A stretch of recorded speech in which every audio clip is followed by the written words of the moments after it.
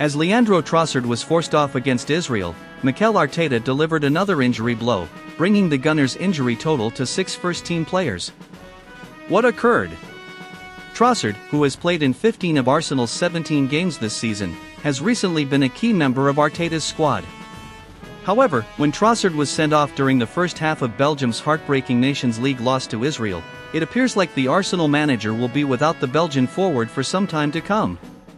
Trossard returned to the starting lineup as Belgium attempted to rally against Israel after playing the whole 90 minutes in their loss to Italy on Thursday.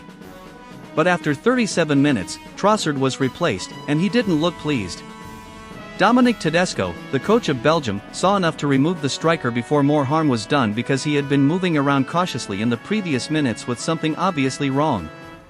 Ricardo Calafiori, Ben White, and Takahiro Tomiyasu are all sidelined with long-term ailments, and Arsenal entered the international break with doubts about the fitness of England's Bukayo Saka and Declan Rice. The last thing Arteta needs before a difficult match against Nottingham Forest this weekend is for Arsenal to potentially be without 6 first-team players, now that Trossard has been added to that list. Leandro Trossard joined Arsenal from Brighton during the January 2023 transfer window, and since then, he has scored 20 goals and provided 13 assists. Since joining Brighton in 2019, he has scored 45 goals in English football. What next for Trossard and Arsenal? Although Trossard's ailment is still unknown, it appears doubtful that the Belgian will be well enough to play in Arsenal's match against Forest.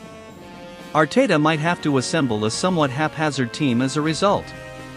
In an attempt to create a temporary balance with so many first-team players sidelined, he has recently started centre-back Jurrien Timber at left-back and midfielder Thomas Partey at right-back. The bright side for Arsenal is that captain Martin Odegaard is now fully recovered. In order to fully heal, the Norwegians skipped international duty this week. By the time Arsenal plays Forest, the midfield maestro should be back to his brilliant best after 2 weeks of recovery.